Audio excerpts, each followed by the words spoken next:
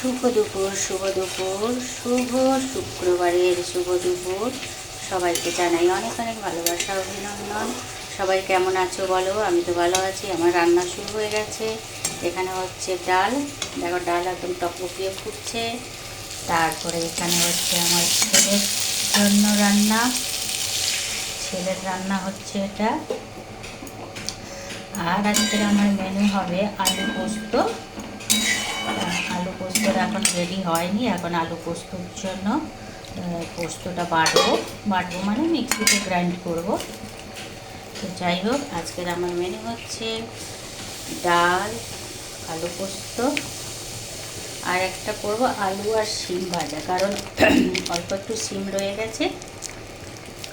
তো ভাবলাম ওই শিমটাকে আজকে ভেজে ফেলি আলু দিয়ে। আজকের আমার মেনু দুপুরের ডাল, পোস্ত, আলু শিমের ভাজা। সবাই ভালো থেকো, সুস্থ থেকো, টাটা, বাই বাই।